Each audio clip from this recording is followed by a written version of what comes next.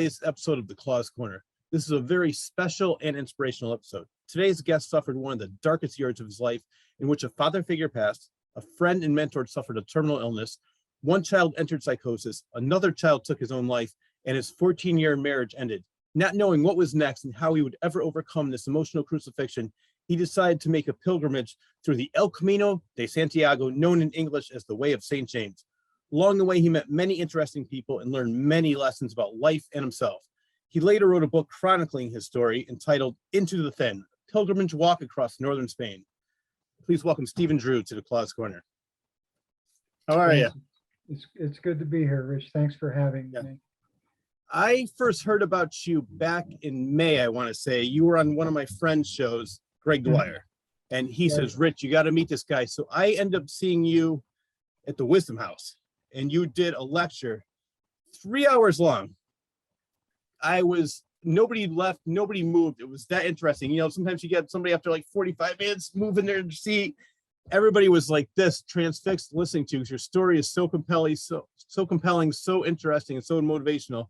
And I want to talk about all of it, because just from the intro, what I mentioned and what you went through in 1 year, most people don't even go through that in a lifetime. So I can't imagine the state of mind that you were in at that time. This was back in what, 2010, I think. Correct. Yeah. Yep. And, you know, I would also say, you know, I tend, as strange as this may sound, Rich, I tend not to personalize these things. I mean, as difficult a time as it was, I never once viewed this as something that happened to me. This was simply something that came up in life. And it was a series of things. Obviously, your list was quite accurate. But I never felt that sense of persecution or anything like that, you know. And I think that was very helpful, honestly. Are you one of those people that thinks things happen for a reason, that maybe you need things like this, as bad as they may seem at the time, they push you into the way you're supposed to go, into the journey you're supposed to experience? I couldn't agree more. You know, when life is going along in a certain way, and this occurred when I was 54. I had turned 54 during 2010. I'm 65 now, and you know, I was living a life that I felt was maybe not as authentic as the life I live right now. There were changes that needed to be made, and I was reluctant to make them. And life has a way, and I'm not, you know, so arrogant as to think this entire thing was so that I could, you know, fill in the blanks, right? But life has a way of shocking us or jolting us into the changes that we need to make, and it all depends on how we look at that, right? So you know, I can tell you that it was not on my list of things to do at 54 years of age, to start over in virtually every domain of life. The only thing that remained the same for a couple of years after that was my place of work, but even that ultimately needed to change. So it was a complete upheaval, if you will, that precipitated all of this. So why the Camino de Santiago? Well, that's an interesting story. So let me tell you a story. I love stories. Yeah. I first came to know of the Camino way back in the 1980s. And I read a book by James Michener called Iberia. And, you know, if you've ever read anything from Michener, it is excruciating in its detail. This was like a 700-800 pager, and it took some stick-to-itiveness to get through it, honestly. But the very last chapter of that book was entitled Santiago de Compostela. And in that chapter, he described the Camino de Santiago, which is a 1,000-year-old Christian pilgrimage The most traditional route, which is the French route, the route that I walked, begins in France, in the Pyrenees Mountains, and extends west across the north of Spain. And the walking pilgrimage ends in the city of Santiago de Compostela. Very often pilgrims, myself included, will go on to the coast, but more about that later. But he described this pilgrimage as the finest journey in all of Spain. Now, this was during a time when I was living quite frankly, a somewhat debauched life. I was just newly divorced from my first marriage, and living a single life in Philadelphia. And I can tell you, I was not a choir boy at the time. And so I had romantic notions of things. And I can remember him writing about the running of the bulls in Pamplona in July during the festival of San Fermin, and how romantic that sounded. So on the heels of that account, I read about this pilgrimage, and I thought, my God, wouldn't that be something, to be able to be in a position someday where I could walk across the north of Spain. Well, I was, let's see, in 87, 88, we'll say I was just turned 30. I turned 30 in 86. So I was a very young man with a lot left to learn. And life went on. And, about 30 years worth of life went on. And then this experience happened of 2010. And on the heels of that, I think those who are grieving almost universally agree that one of the things that is essential is peace and quiet. We need things quiet. And so I found a place to live in Morris, Connecticut, a place where I still live. And it was a place that suited my needs to a T. Simple living, minimal living. I live minimalistically still. And just a beautiful place. I like to say I live in a postcard. And I became aware of this movie that was showing at the Bantam Cinema at the time, and this was around about 2011 or so, late 2011, the fall, I guess. And it was the movie The Way. Emilio Estevez did the screenplay and directed the movie. It was an homage to his father, Martin Sheen. He thought it would be a wonderful movie for him to carry as a lead. And so my dear girl Diana and I went to watch this movie. And in the first 5 minutes, of course, it's about a father who goes to Spain to retrieve the remains of his son who died on the first day of the Camino. So, I mean, I start watching this movie and I am just, tears are just pouring out of me. And then I remembered, I said, I know what this thing is. This is the thing from the Michener book, And sure enough, I went home and checked it, and that was it. So that was sort of a reacquaintance with that. It sort of brought it up to present mind. But of course, I'm a fairly pragmatic person, and I wouldn't necessarily just see a movie and decide, well, I'm going to check out a life for 2 months and go do this thing, right? So life went on, and the following year, in August of 2012, I was coming off a sabbatical summer. I'd been working at a nonprofit agency and I needed to leave that job. It was just a toxic workplace, and I was going into a partnership with a friend of mine. And this was coming up in a week or so, and I was out for a walk. I'd gotten in the habit, for reasons unbeknownst to me, of daily walking, and it was good for body, mind, spirit. It was a very unifying sort of exercise. And so I went out for a walk on this one particular August day. It was one of those hot, humid, hazy days.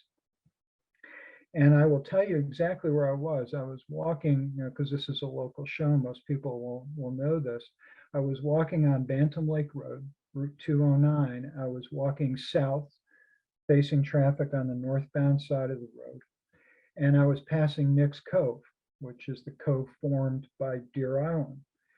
And here's what happened.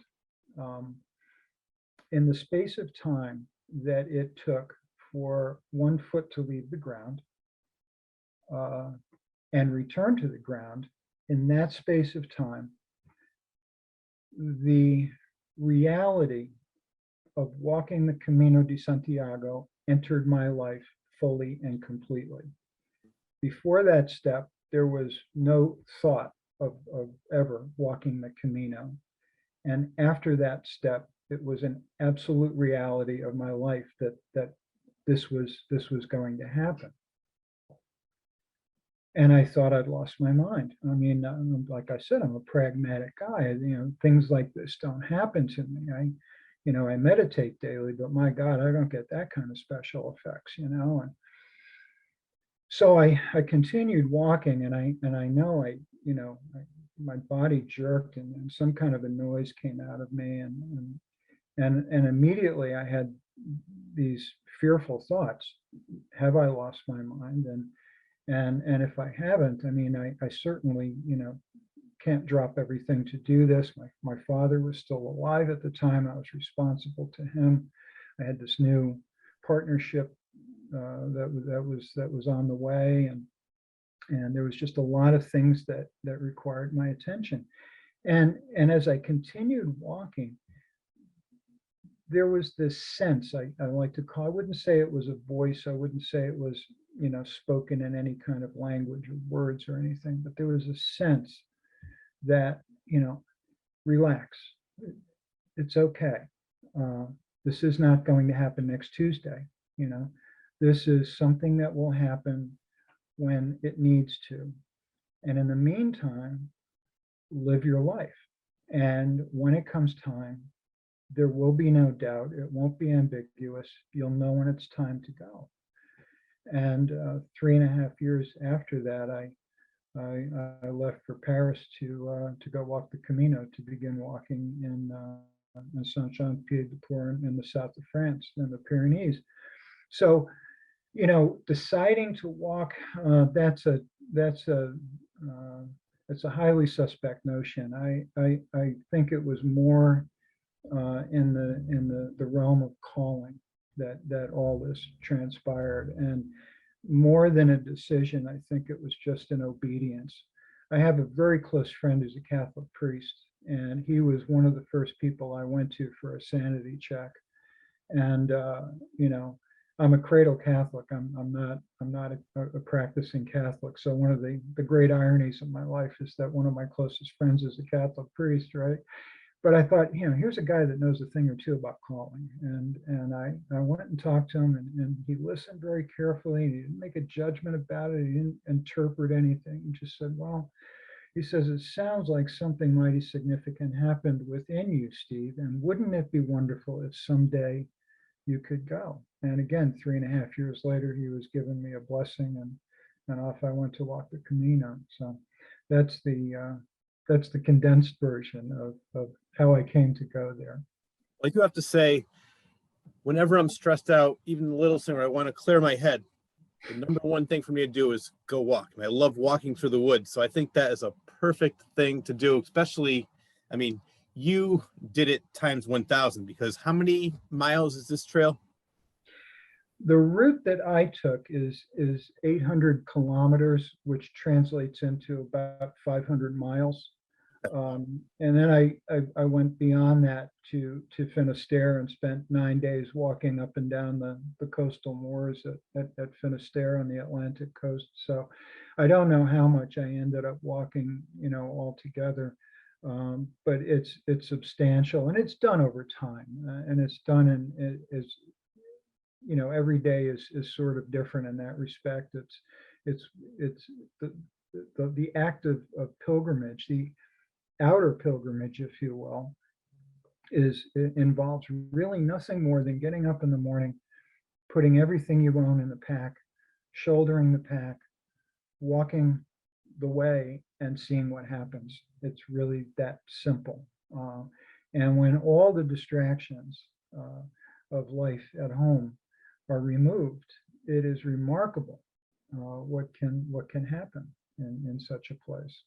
But of course, everything, my view of such things, I should qualify that, is that I go along with the Thomas Merton view of this, and Thomas Merton, of course, was a Christian mystic, a Catholic monk, and his view about pilgrimage was that it was an outer reflection of an inner journey, that this begins in here and projects out, and so that's how I sort of went about the experience of it, if you will.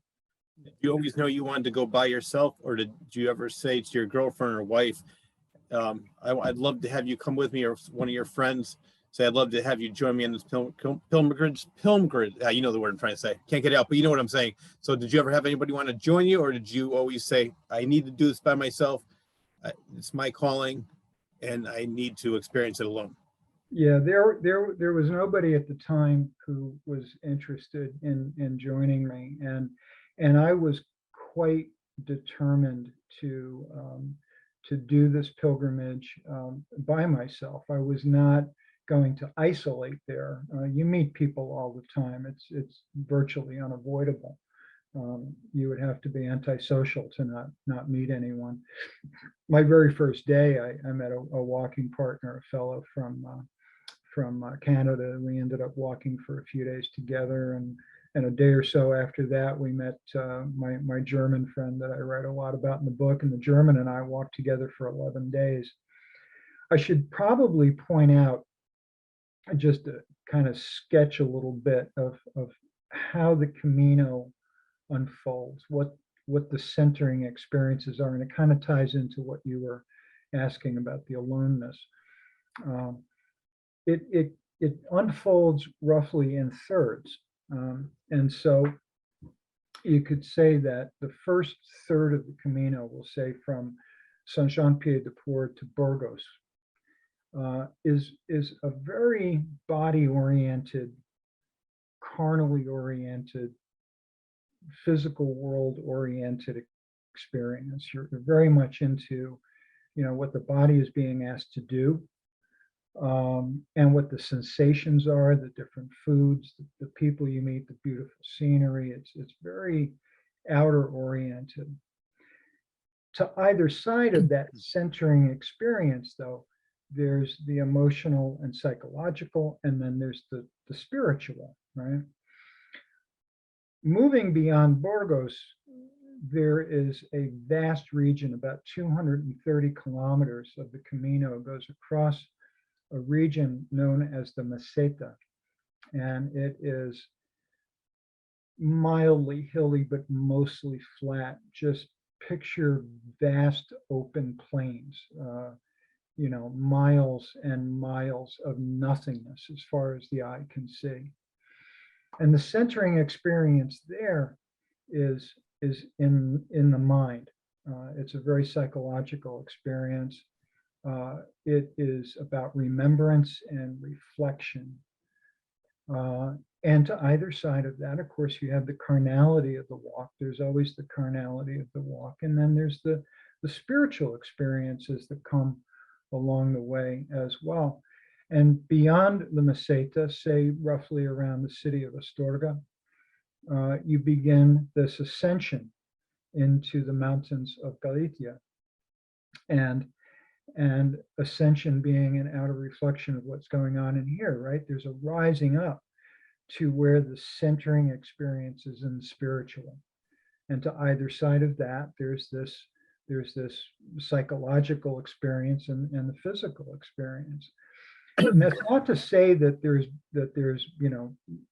passages of one thing to the next, because on any given day, you can have all of those things weaved in so tightly that it would be like trying to tease water apart from wetness, to try and separate those things out. But that's a general way of how the Camino tends to unfold. So when I met that German fellow that I mentioned, getting back to Heinrich, he turned 60 at the end of his Camino. We were both about the same age. I turned 60 years old about 10 days before I left, and yeah, closer to 2 weeks before I left.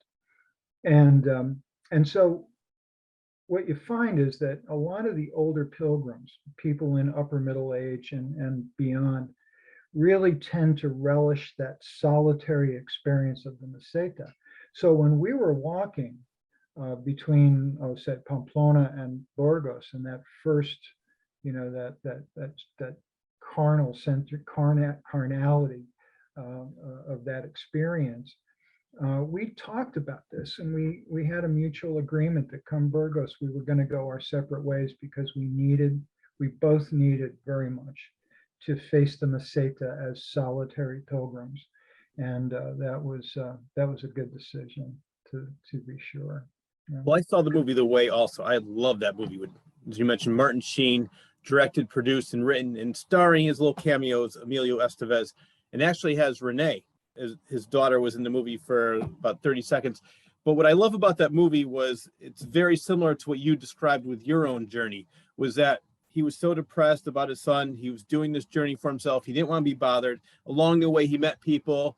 He'd walk a little while with them. All right, I'm on my way. And then he would run into them later on. They would meet up again. And by the end of the movie, they were friends and they bonded, and all their lives changed for different reasons. And Right. watching that movie, I see a lot of parallels, as you mentioned. One of the reasons when you saw that movie is a father depressed goes there. And so it's the one question I had for you is because they talk about this in the movie with Martin Sheen, and he says, "You're not ready for this. You need to be in better shape." Did you worry about that when you first went?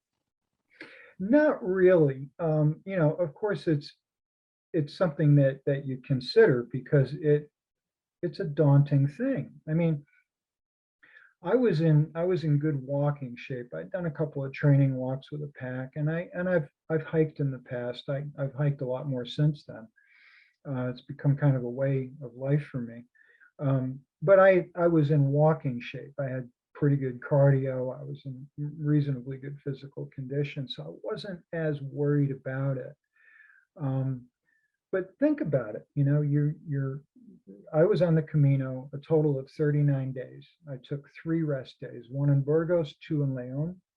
So that's 36 walking days. That's 36 days of waking up in the morning, putting on the pack, walking an average of about 15 miles, just an average. There were some days that were more and some days that were less, but we'll call it a 15-mile average. So think about that. You go out for a Sunday hike.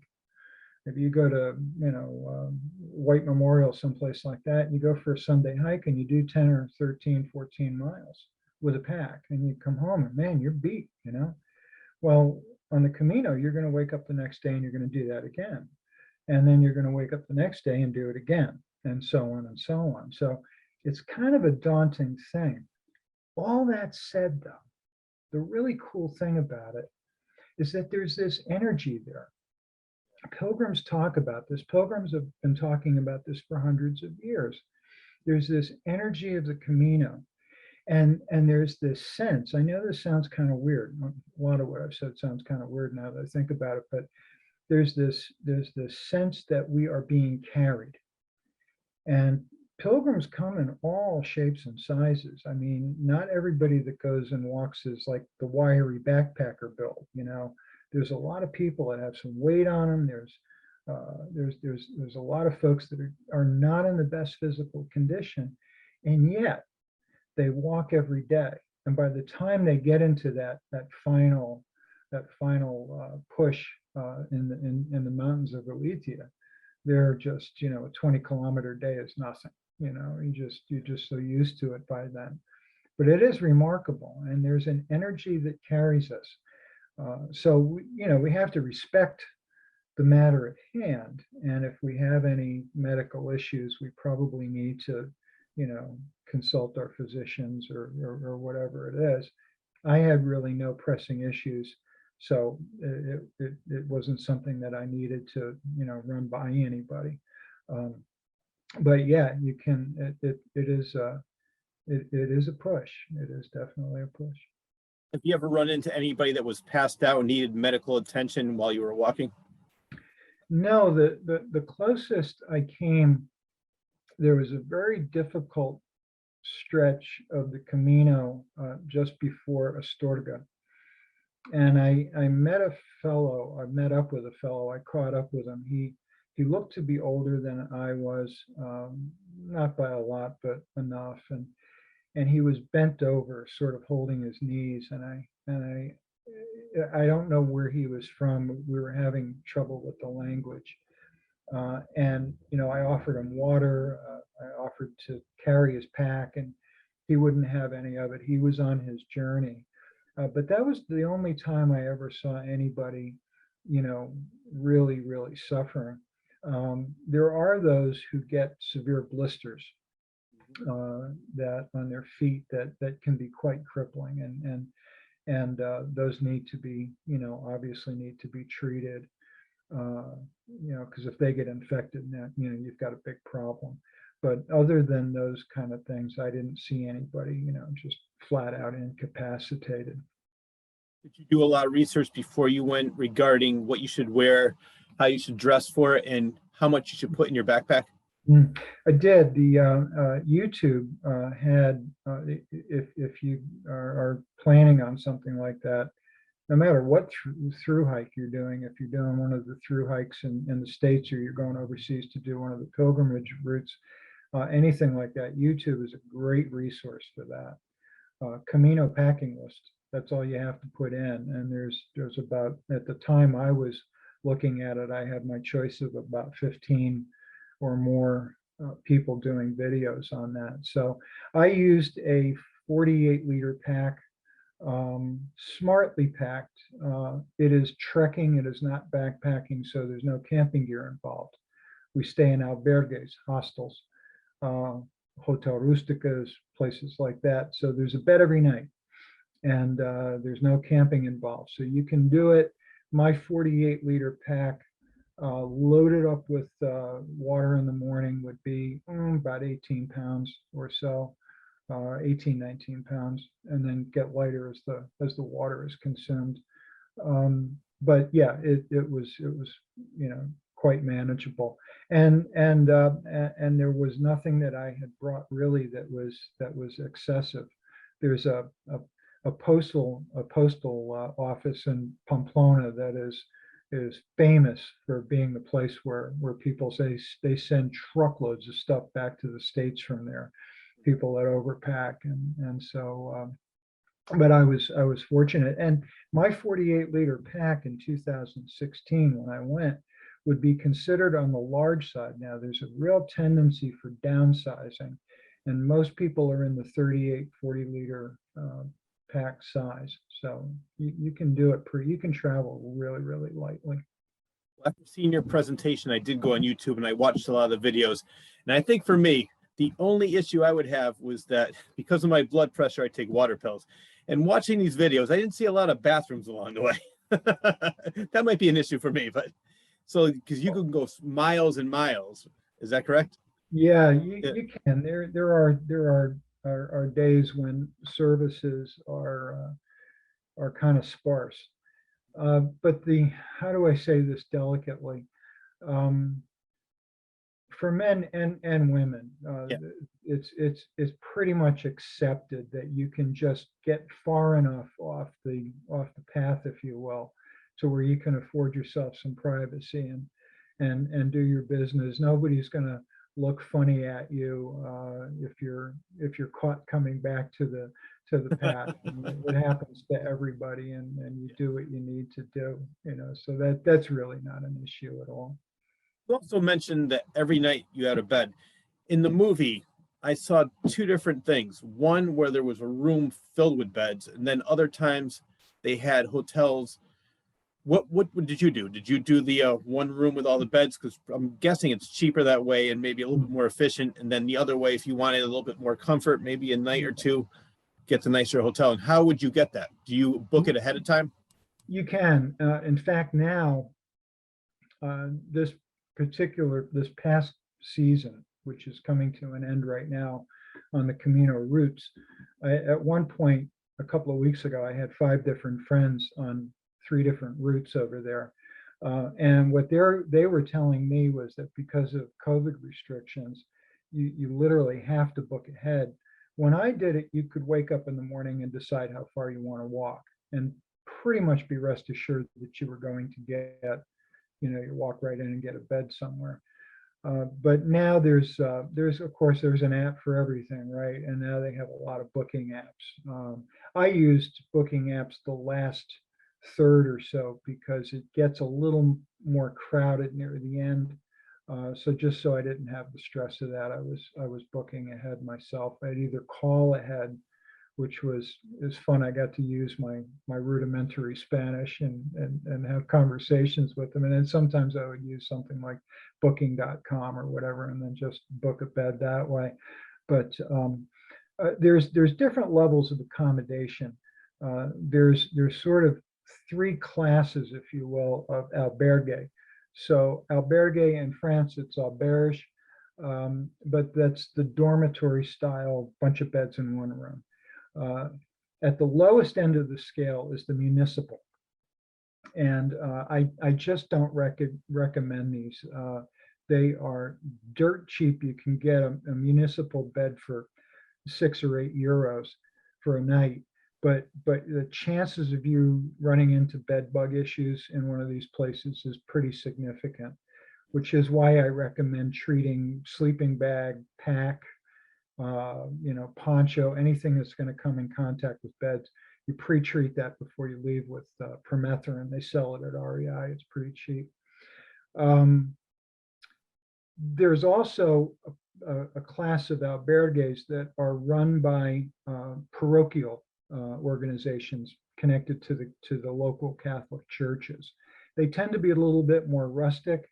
They're very faithful to the original customary pilgrim experience. There's one place on the Meseta, San Nicholas Chapel, where they even will wash your feet. It's just beautiful. And then there's the higher end of albergue, which is the private and privately owned, and you'll spend about 15 to 20 euros for a bed, but very often it'll include breakfast. So that's not a bad deal there. I used a combination of both. Most of my accommodations were either in hostels, where I've got a room with like 2 or 3 beds in it.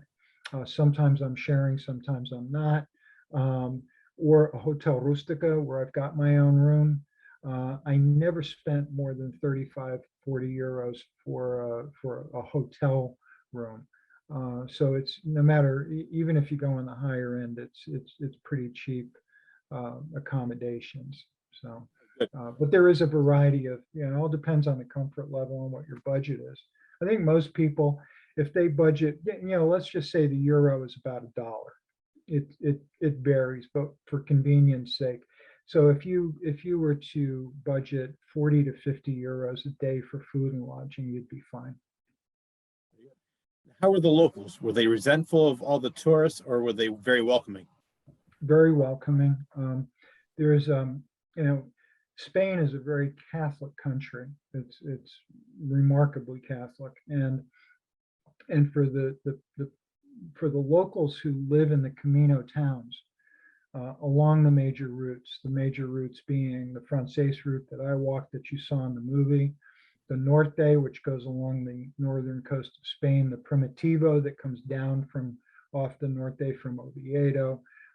There's a couple of routes known as the Inglés route that begin in 2 different places and then funnel into one.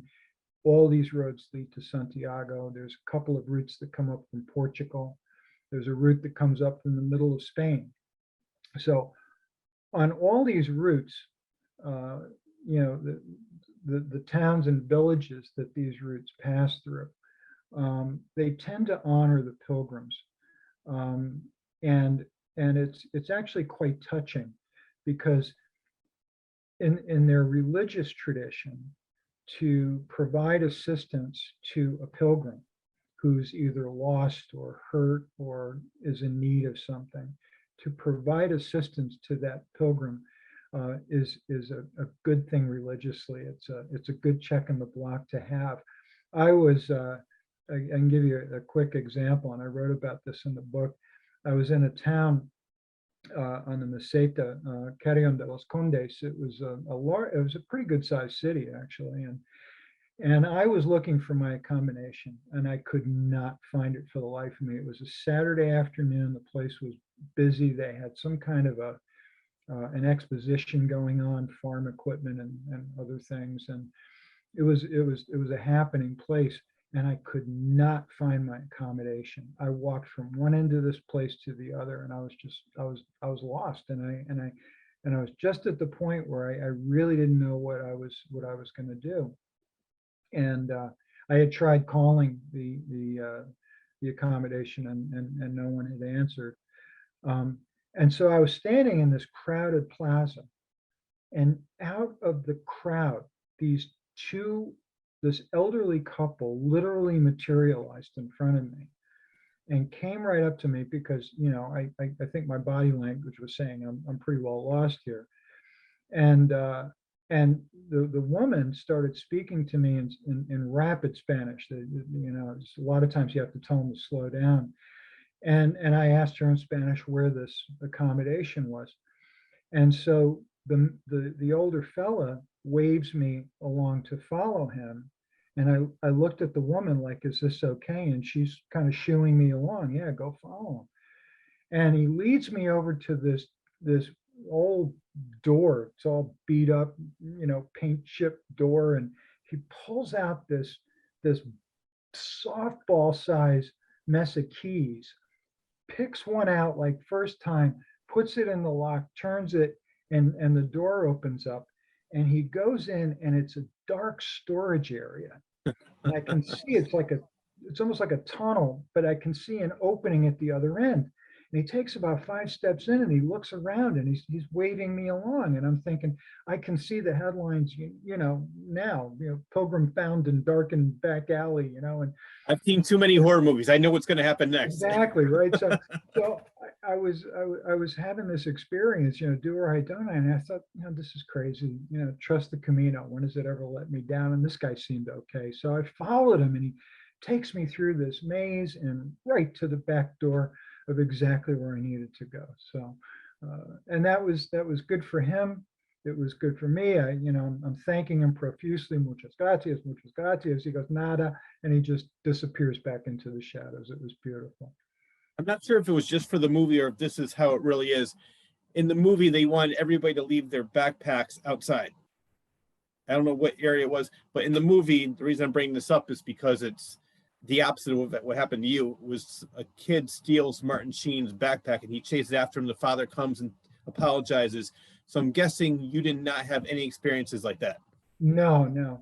The pilgrim etiquette is that you do not bring your pack into a cafe. Okay, that's what it was.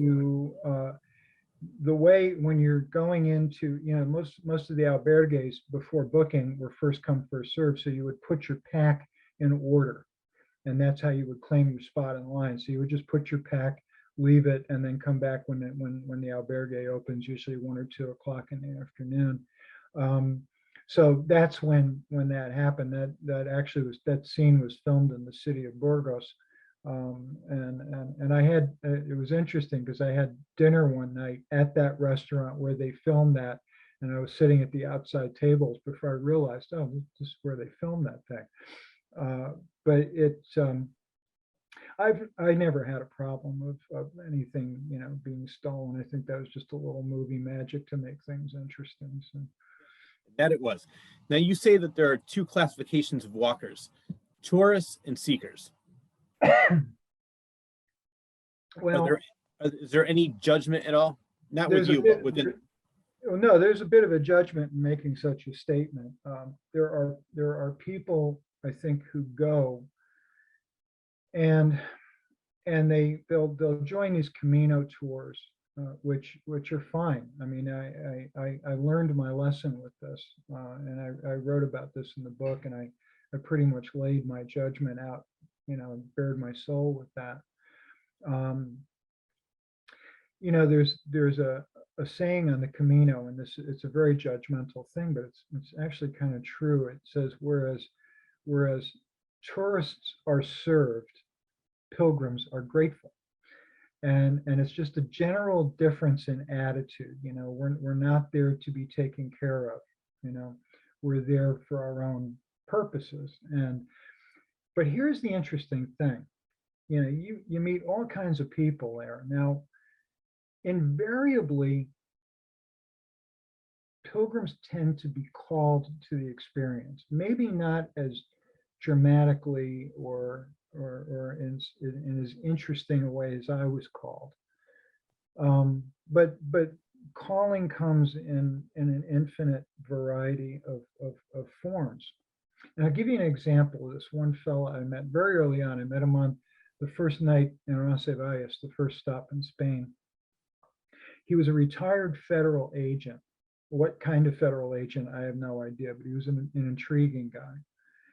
And he was there in the spring, the rest of us. This was April of 2016. And the previous winter, he had spent in Key West, Florida, not a site of religious pilgrimage typically. He was down in Key West, Florida, and he was spending the winter fishing from a kayak. And he got into this barroom conversation, and the subject of the Camino de Santiago came up, and he thought to himself, sounds kind of cool for a spring. I think I'll pop over there and do that. It was like, what the hell, why not?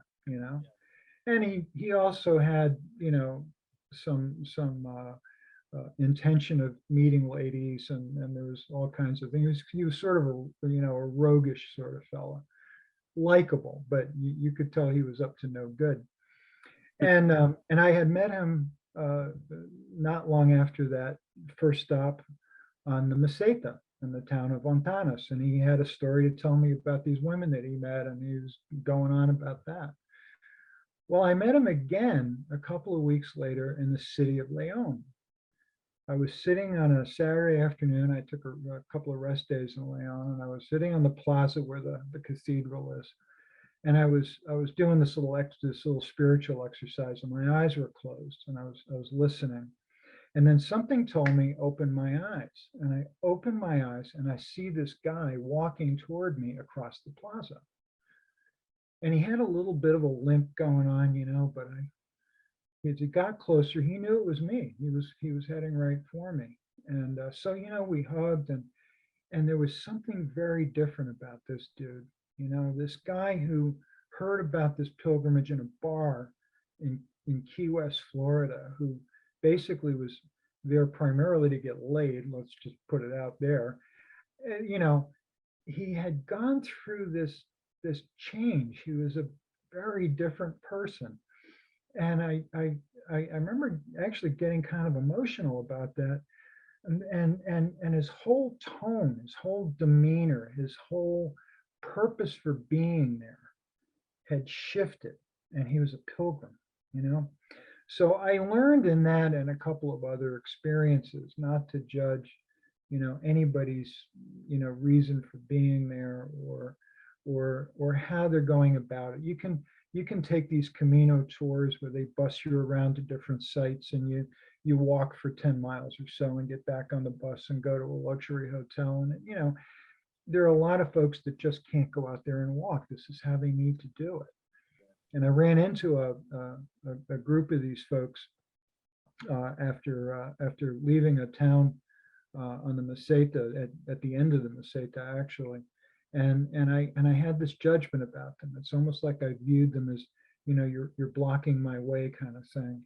And as I made my way through that crowd, they were just beautiful, and every one of them wished me a buen camino, and they were just lovely. And I thought, just how dare I judge anyone, of all the places on earth, But this is what happens. The Camino provides these experiences for us to look at ourselves. It's not about the other guy. It's always about us, right? So, I'm sure the movie also brought a lot of these people in too. When the movie came out, people watched it and said, wow, that'd be great. I want to check this out. It was more of a Sure. tourist thing, which is good for them, but I mean, good Yeah. for the area. But like you said, but you bring up a great point, is maybe they started out that way, but at the end of the journey, they realized that they had a lot to learn. Right. And did you see a lot of bicyclists? Yes, I did. You can do it. You can do it on foot. You can do it on a bicycle, not an e-bike, but a regular bicycle. You can do it on horseback. And a friend of mine did it the year after I did. He did it in the fall, and I think he saw one or two people on horseback. I did not see any. The rules for the for people walking is to get a Compostela certificate from the cathedral in Santiago. It's a beautiful document.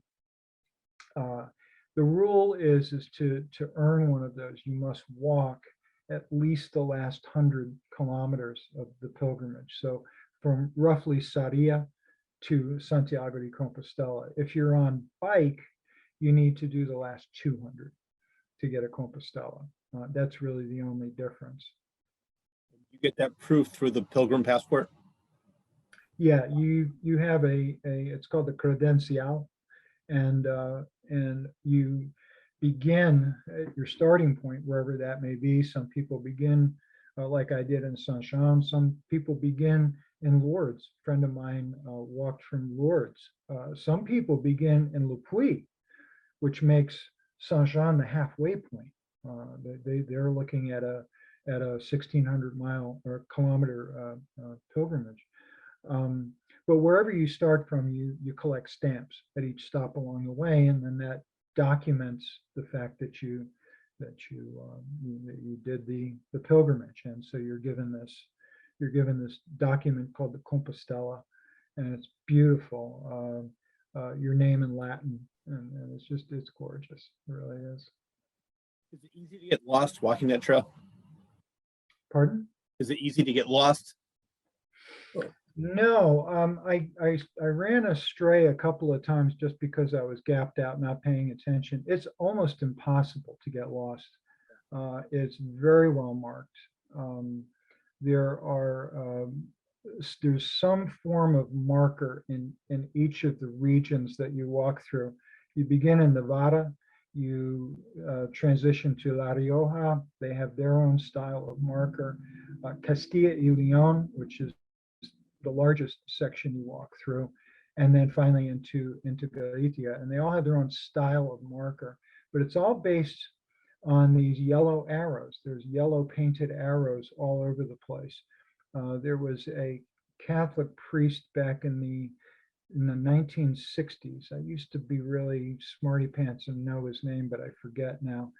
He's buried at the church in Osobrero, which is in Galicia, and he got the idea about painting yellow arrows, and he took his novices out and they painted the whole route up, and it's expanded now to all of the Camino routes that you find yellow arrows. My friend and I, my friend Bill and I, he's the guy I was referring to, who went the year after, who's over there now. He just walked the Portuguese route and the Inglés and the Finisterre route. He and I recently climbed Mount Washington back in September, and we were doing the Tuckerman Ravine route going up, and sure enough, they marked it with yellow arrows. We had a moment when we saw the yellow arrows on the Tuckerman Ravine Trail. I wasn't prepared for that. I was like, oh my God, it's just like the Camino. They were exactly the same, even the same shade of yellow. It was hysterical. That is but funny. You can actually do the Camino. There are wonderful guidebooks out. I recommend two. The Village to Village is the name of one. The slang term is B2V.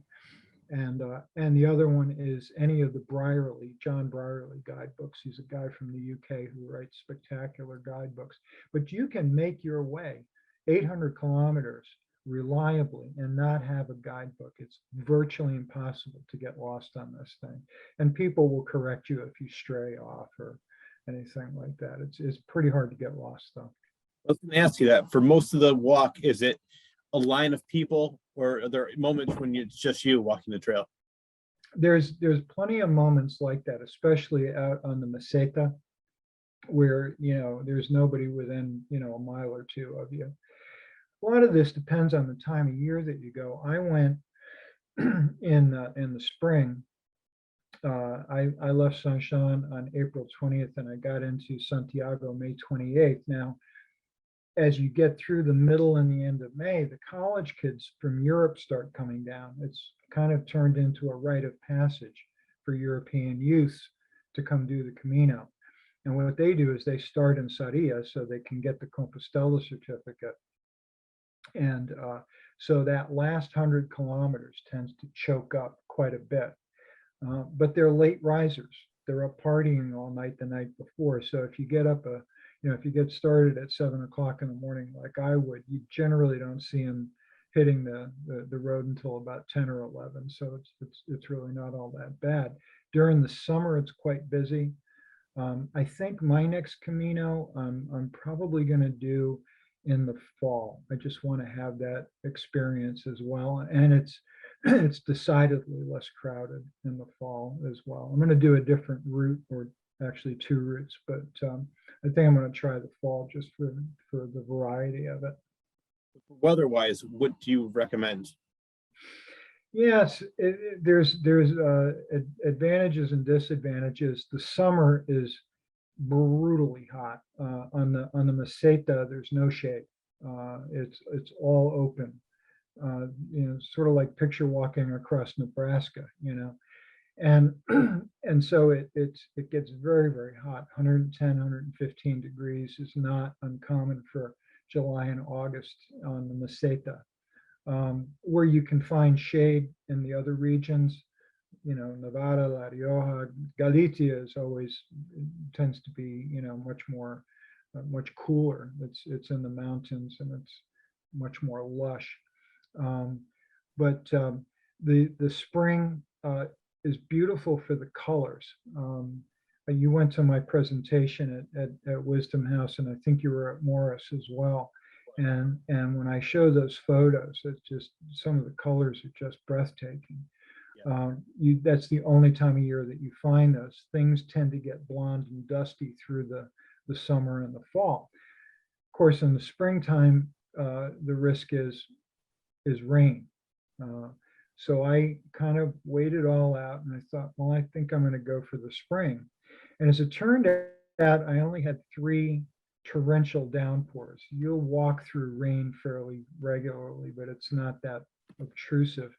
Day 1, I had driving, wind-driven rain. One day in the middle, between Carrion de los Condes and Casadilla de la Cueza on the Meseta, driving rain for 17 kilometers. And the last day was a real full-on soaker. Other than that, it was just rain here and there. And for the most part, the weather I had was spectacular.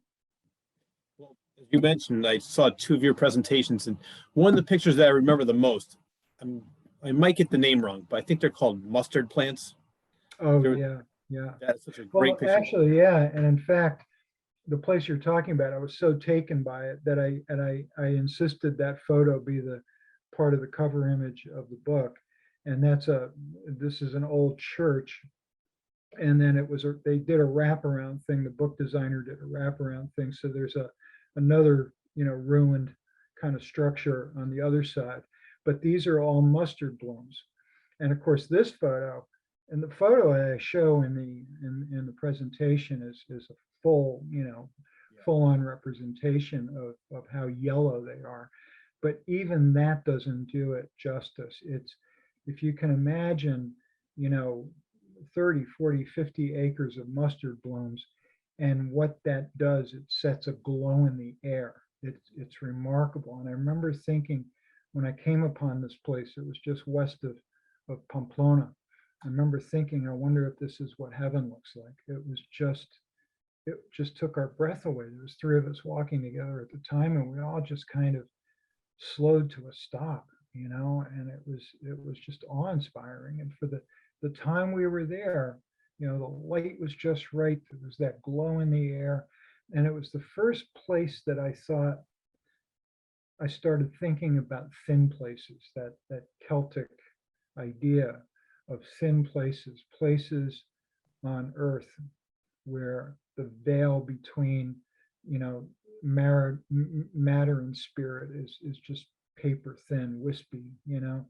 And it's a Celtic notion, but you know, I can sort of vouch for that. And so when I came home and I wrote the book, and I was first meeting, it was the very first meeting I had with my publisher. I said, you know, I don't know what kind of say I get in this, but let me show you a photo. And she looked at it and was kind of taken back by it and said, yeah, I like that for a cover too. And that's what she ended up doing with it. I was really happy with how that turned out. But that's the photo that I think you're referring to. Yeah, there's several photos in the presentation that just blew me away. So the Yeah. beauty of it. When you were walking this trail, did you know you were going to write a book? Were you keeping detailed notes, or did you just come back and say, I think this would make a great story, and then you contacted a publisher? Yeah, well, here's kind of how it went. When I was in Spain, you know, I never lost sight of the fact that when I finally was able to go, and just as promised in that calling, when it was time to go, I knew it. There was no question about it. And you know, I was in a position um, that not too many people find themselves in, where I literally could check out for 2 months and go to Europe. And I felt that to do that and sort of keep it all to myself would be the, you know, the height of self-centeredness. And so when I went, I made it my business to do a travel blog. And the goal of the blog was to share the journey with people who knew I was going. So it was a fairly limited number of folks who initially had the address for the blog, the site.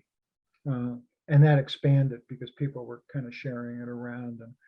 And I noticed the numbers going up on the analytics.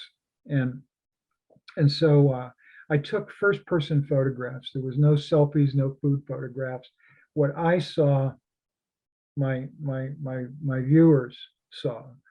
And then I would write. I would, you know, describe the day's walk, and maybe I would talk about that inner journey a little bit, or maybe just focus on the outer, sometimes a little bit of both. But it was very much a journal of the Camino. And and I had no intention whatsoever of writing a book. When I came home, however, people who had followed the blog were coming up to me and asking me things like, so have you started the book yet?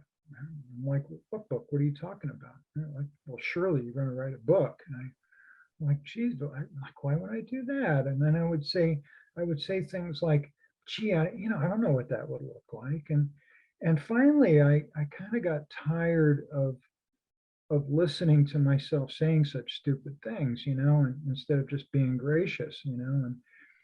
And so I finally decided, let me sit down and start writing and see what comes up. And it turned out to be very much a continuation of the Camino. You know, the Camino doesn't end in Santiago de Compostela. It does not end in places like Finisterre or Muxia at the ocean. Those are turnaround places. After that, it's about coming home. It's about bringing that home, you know, and then integrating that into life here. Right? So how does one do that, right? And so when I started writing, I started realizing that there was something here, and I had a few thousand words when I finally just sat back for a minute and said, okay, let me just look at this and see if there's something here. And you know, it's very difficult to judge your own writing, but I felt that there was something there. And interestingly enough, I knew I had a writing voice And I had started doing writing back in the 1980s when I had first come into awareness of the Camino. At the time I read Michener's book, Iberia, I was sort of noodling around doing some fiction stuff. And although I had a writing voice, I knew I could write and write reasonably well. I hadn't lived. I hadn't lived enough. I hadn't had that experience. And I was also drinking quite heavily at the time. I was living a debauched life. So I like to say what I was writing at the time back in the 1980s was beautifully written garbage. And so when it came time to approach the book, it was a very, very different experience.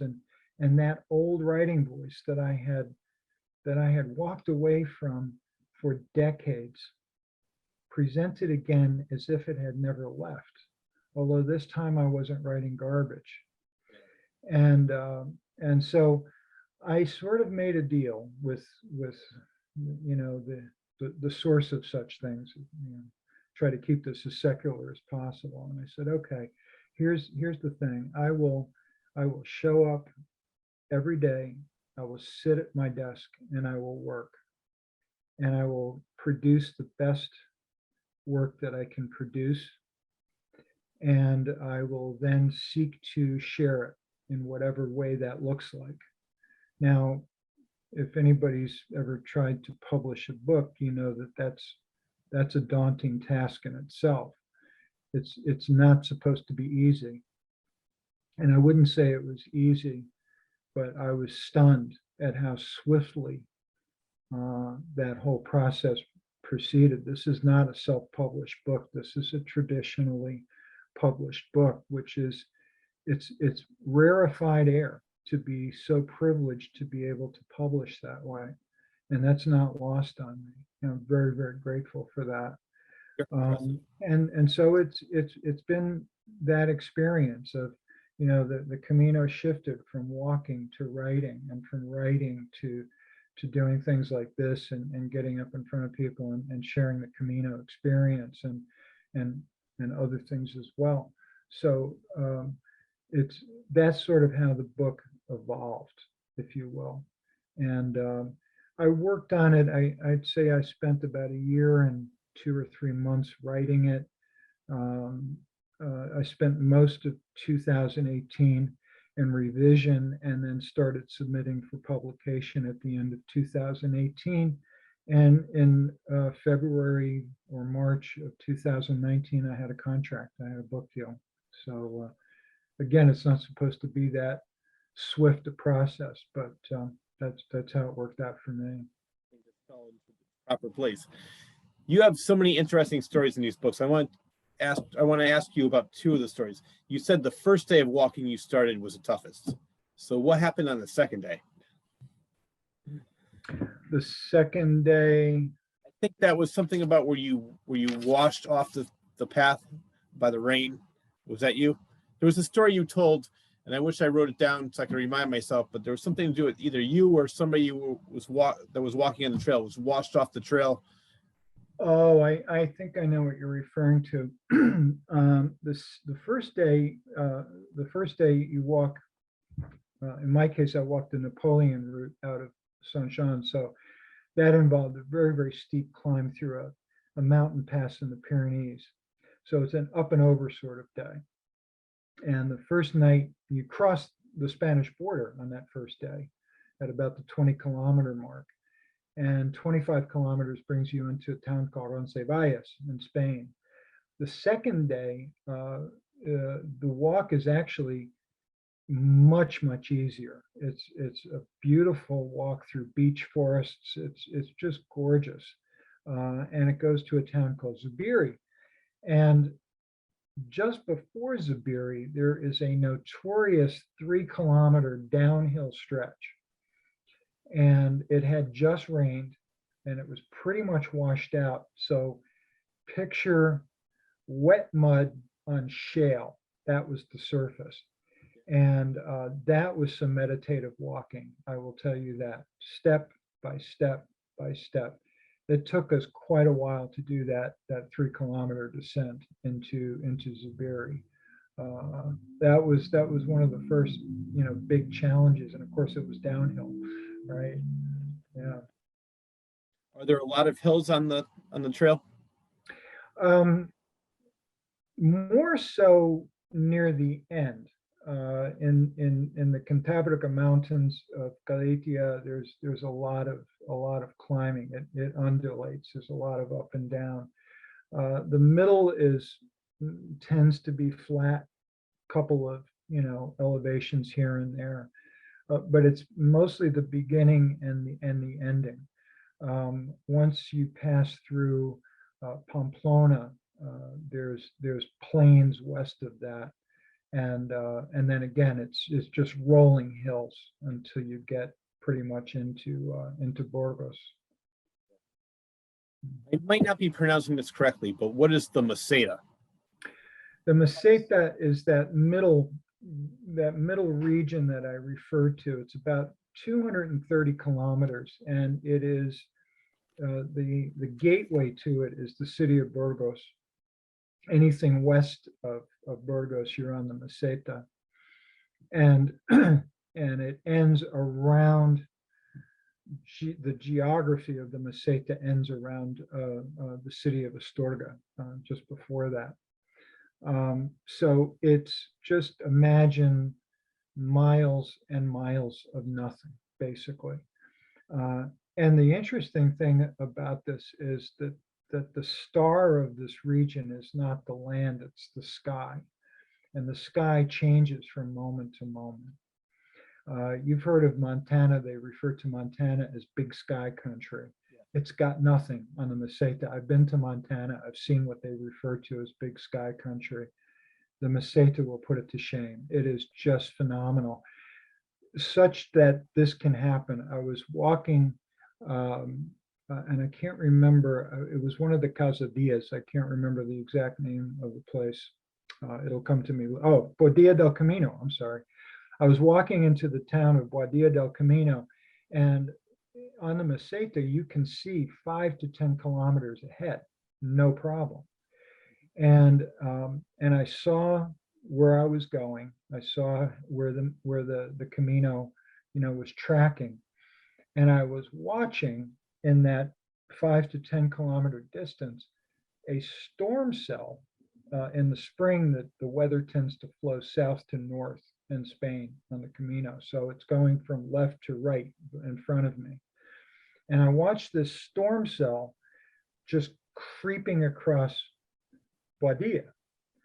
And then I saw another cell to the south of it. And I thought to myself, I bet I can get into Boadilla behind this cell that's in front of me and beat the next one in. And that's what I tried to do. So I tried to adjust my pace up a little bit. And sure enough, I watched that first cell just lumber off to the north. And the closer I got to Boadilla, the ground got wetter and wetter and wetter, because it must have been a soaker. And I could see this other thing come. I could hear the rumbling in the distance. And I thought, I think I'm going to make it. So I found my accommodation. I had good directions for the accommodation. And I no sooner let the door close behind me and the sky just opened. So I managed to do that. Only on the Meseta can you do something like that. It's just spectacular. And the kids, and by the kids I mean like college age people, the 30 somethings, they tend to want to get this part of the pilgrimage over with. So they'll do 40, 45 kilometer stages just to get it over with. And again, the older pilgrim, we're out there to sort of relish the experience. I could have stayed out there forever. I love that place with all my heart. So I have your attitude. I would rather be there and enjoy the moment. Why rush it? You're there, you're having a great time, you're experiencing something. Why just go through it and not pay attention to anything that's around you, in front of you, behind you? So I am with you. I like to relish the moment and take it all in. yeah, and it's also the place of it's all that it's mind. It's all about mind out on the Meseta. And if you've read the book, I know, you know, my storytelling goes where I'll talk about the walk for a while, and then I'll go into a reflection or a remembrance of something. I'll talk about my son. I'll talk about my marriage. I'll talk about, you know, the people that I lost, and and do that deep dive into that. That's where that tends to happen. That's where that kind of thing tends to happen. So it's perfect for that. It's just perfect. You met a lot of interesting people on the trip. One of the people I want to talk about, and I think you changed the name for the book, which I don't blame you. In the book, you call him Romy. He seemed like a real character. Tell me about Romy him. was, Romy was, yeah, I did change his name. I named him, he was a Filipino American from San Francisco. Just a beautiful guy. Everybody knew him. Everybody loved him. And we met in the town of Antanas, and he was locked into, he stayed at the same accommodation that I did. And I came down to go to breakfast, and I knew I had had a conversation with the Spanish innkeeper the night before, and she told me that they lock us in, but where to find the key, and to put our room key there, take that key, put it in the door, open it up, leave it in the door. Somehow I understood what she was telling me. And when Romy and this French guy he was with checked in, they weren't even listening to her. They missed the whole thing. So now they're confronted with this. They're locked in the place. They're like, how the hell are we going to get out of here, right? And I said, I know what you guys want, you know, and I let them out. So that's how we met. And that's how he would meet people. He was one of these guys that tended to meet people and be of some service to them.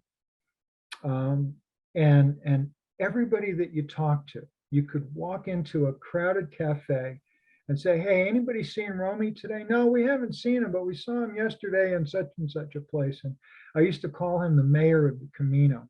Yeah. He just knew everybody, and he was just loved by everybody. He was that kind of guy. So when I named him for the book, I named him after this guy I was in the service with. And this guy was a Filipino American. Obviously, he was a service member, but his name was Romeo. And we used to call him Romy. So that's how this fellow got his name, because his real name sounds nothing like anything I've ever heard a Filipino guy called. It was a very unusual name, so I wanted to give him a mainstream Filipino name. So that was it. But he was a remarkable guy, and we spoke at this place out on the Meseta. I had a 17-kilometer soaking walk from Casadilla, or from Carrion de los Condes to Casadilla de la Cueza, and we both ended up at the same accommodation. And after I got dry and had my clothes in the laundry and all that, I went downstairs to eat because I was starving. I'd walked all day, and there was just no place to stop and eat. And I turned to my right, and there he is. So we ended up spending about an hour and a half, 2 hours eating and drinking coffees and talking. And he told me this story, and this was typical Romy. There were these two Canadian ladies. I wrote about them in the book too. I ran into them later on, and they were a hoot. They were just the two of them together. They were like a comedy show. It was like Lucy and Ethel, you know. And so when back in there's a place just outside of Pamplona, not far from where that cover shot was taken, a town called Zarakegi. And Romy was sitting there having coffee, just taking a break in a cafe.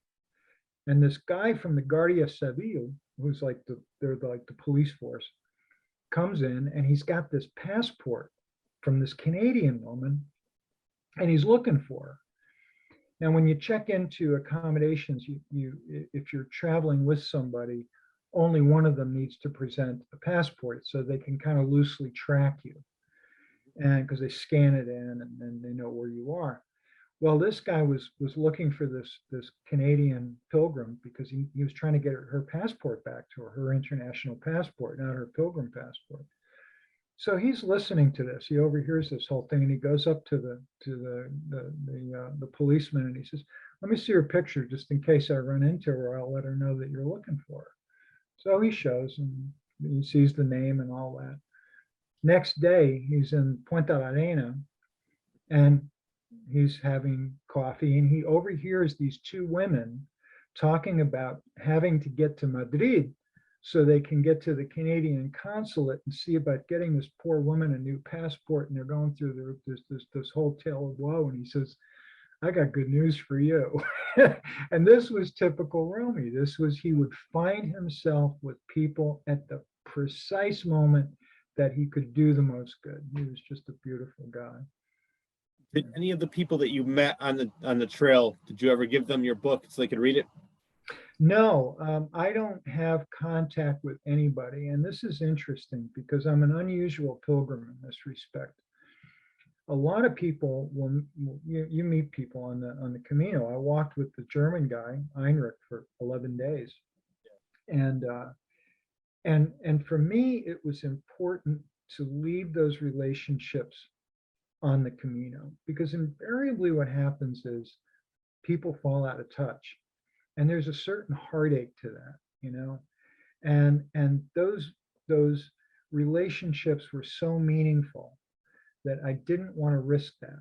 I know that sounds kind of weird, but it's the truth. And so I was sort of committed to leaving those relationships on the Camino. So I've never really been in contact with anybody. The Greg character, the Canadian fellow, did reach out to me. He found me through LinkedIn. And it was before I even started writing the book. It was the summer that I came home. I came back to the States in mid-June. And I think he reached out in late July, something like that, maybe early August. And then that was it, typically. You know, it was, good to hear from you. Glad you made it into Santiago. Okay. And that was that. So no, I have not maintained contact with anybody that I met there. One more person I want to talk about that was on your journey with you. His name was Percy. Tell me about him. Percy was an interesting fella.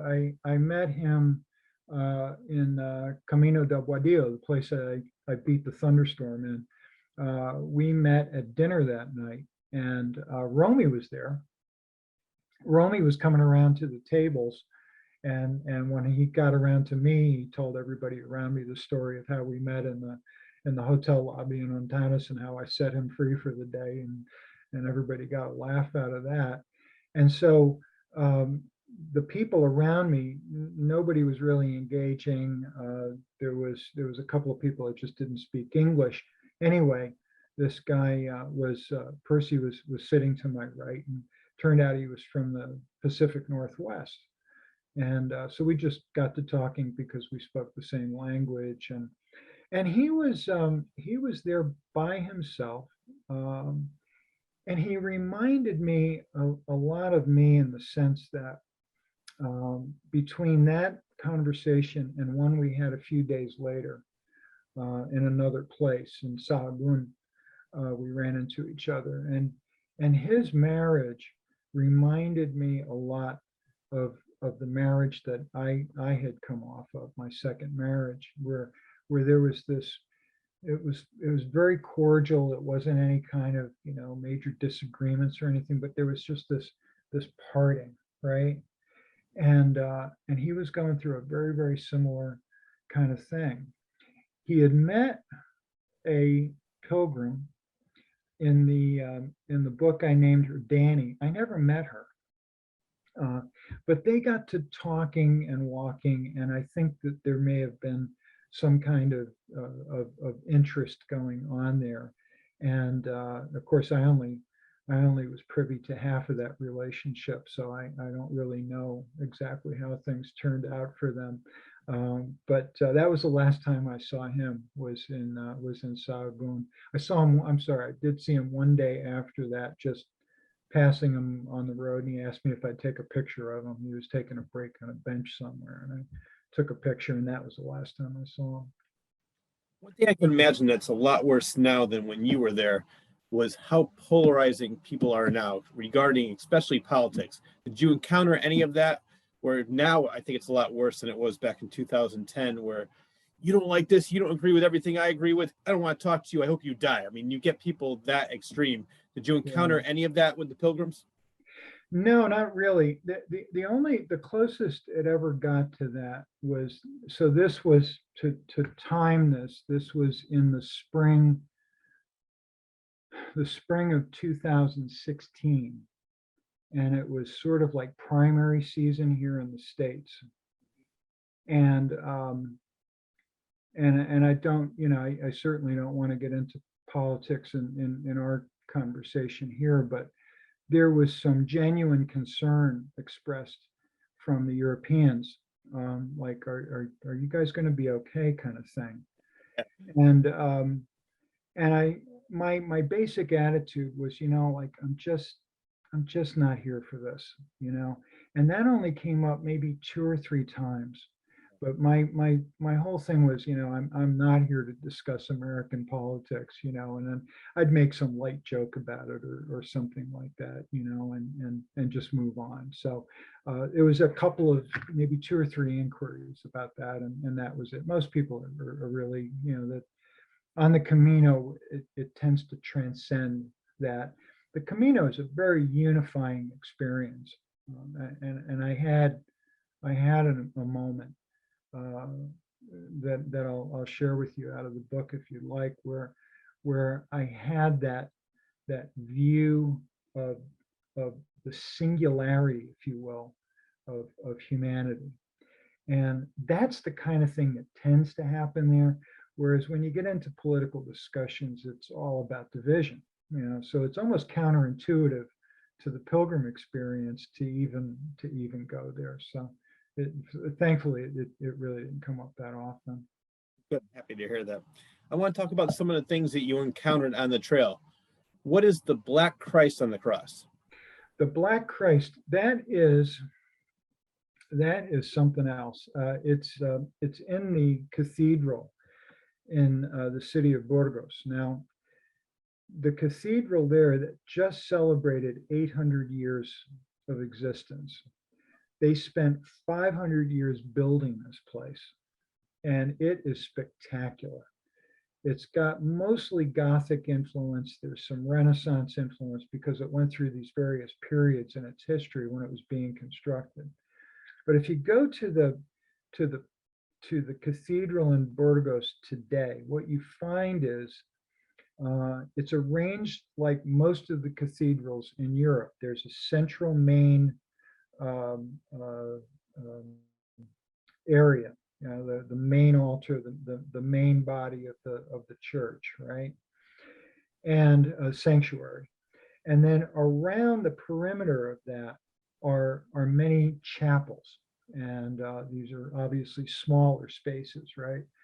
And those chapels were all sponsored by people at the time who were very, very wealthy, who could afford to have such places, built and dedicated to them. So every single one of them has its own personality.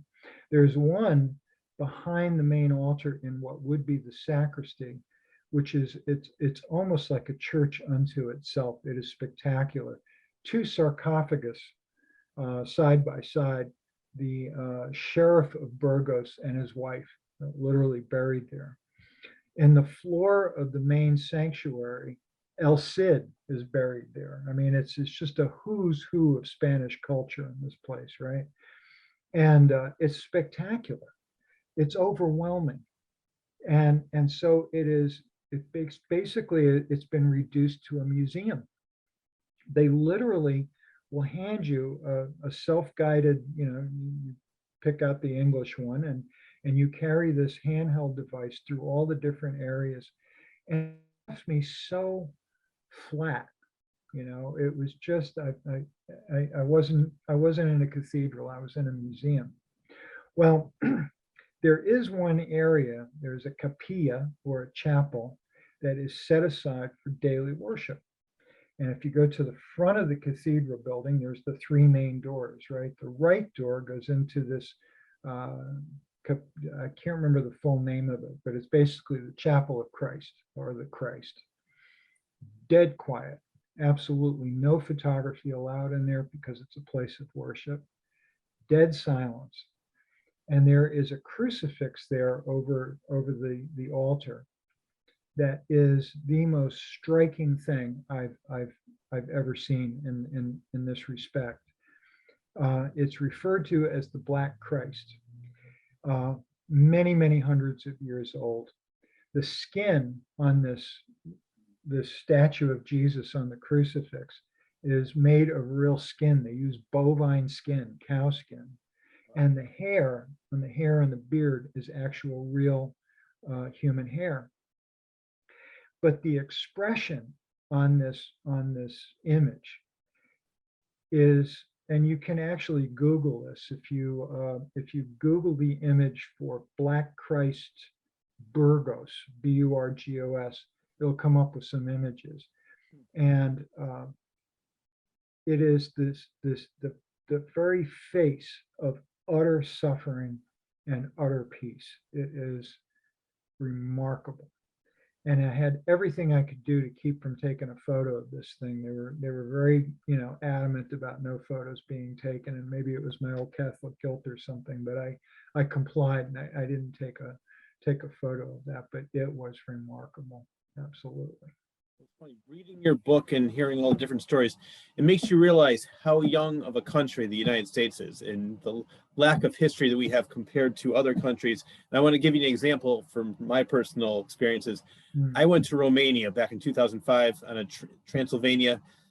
I love history and I love horror movies. So it was a Vlad the Impaler / Bram Stoker Dracula tour. And I had the best time, but the history there and how old things were. And what I love about that country, because I mean, that's one country I went to, so I could speak to about that one, is that they don't turn everything into a parking lot or a supermarket or a mall or plaza, because they have the real Vlad the Impaler's castle. And I guess whoever wanted to tear it down and make an amusement park in that area said, no, this is a historical monument. We're leaving it the way it is. I can imagine here in the States, all right, tear it down.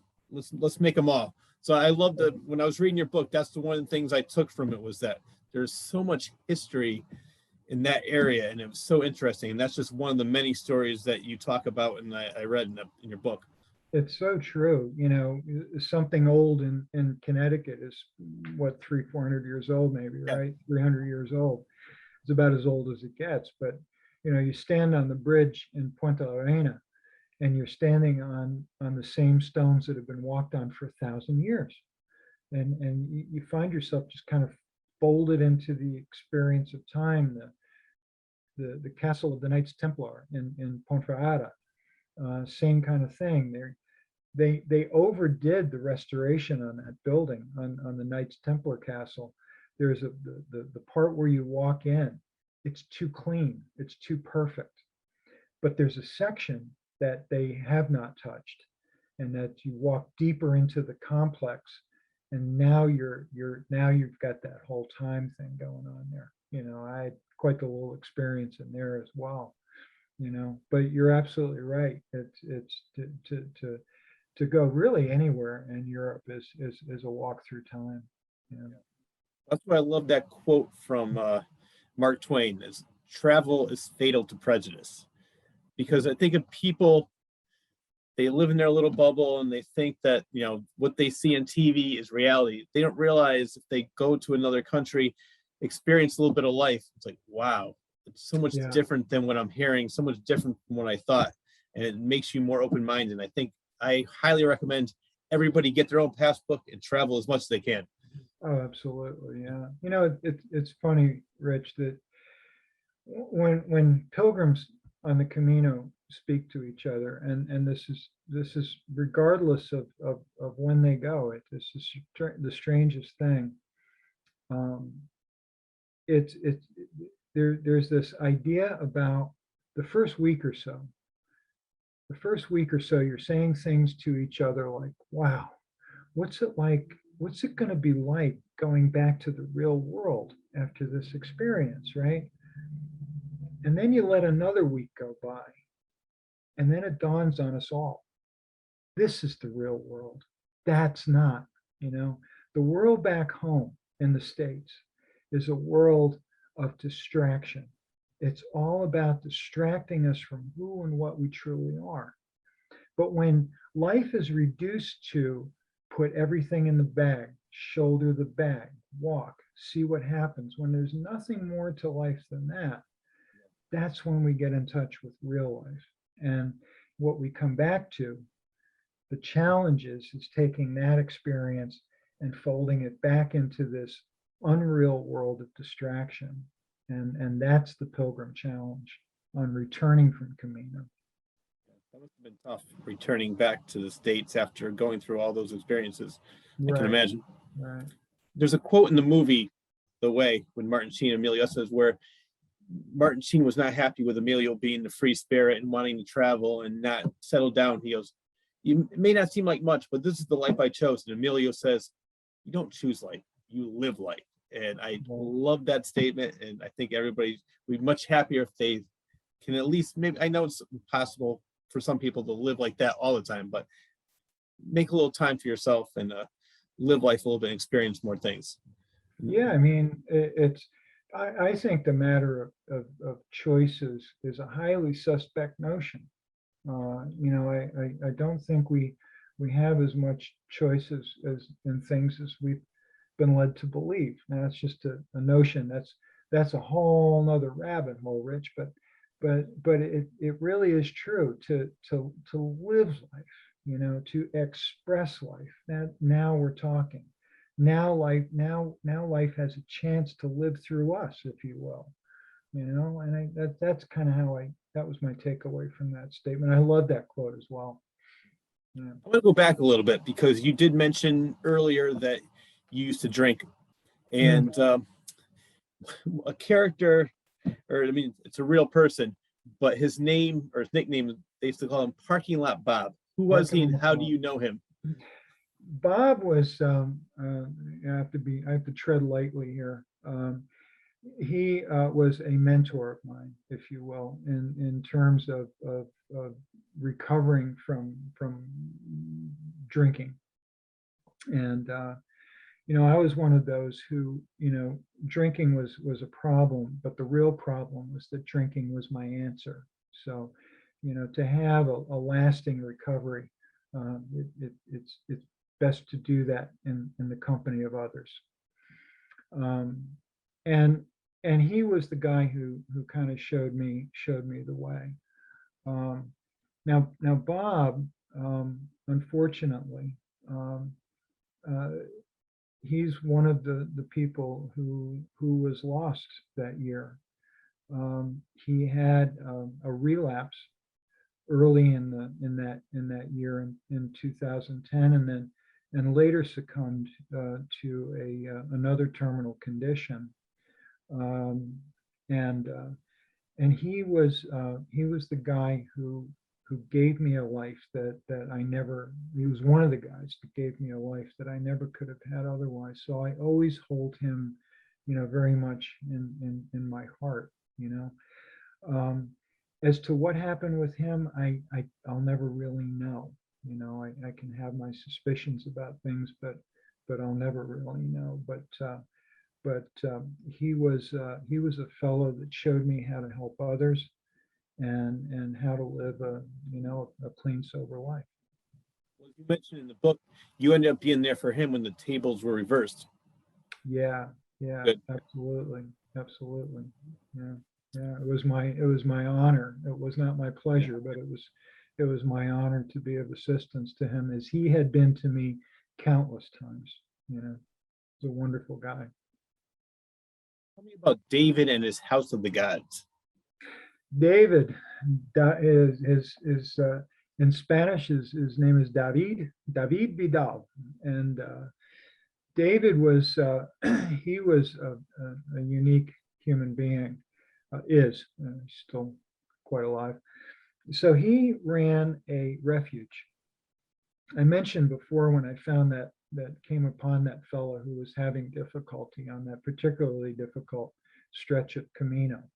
Uh, David's refuge is toward the end of that very difficult stretch. It is not there by accident. It's there because it needs to be. He knows how hard that section of the Camino can be.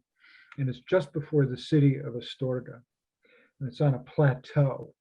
So after much up and down walking, you walk along this plateau and you can see it in the distance as you approach it. It's a very, very long, straight length of Camino. And then about a couple of kilometers after his place, you descend down into San Justo and Astorga. So his place is strategically located right after a particularly difficult stretch of the road. And when I got to him that day, I was having difficulty. I couldn't define it, but my body didn't feel right. I had a lot of concern, and I needed rest and I needed nourishment.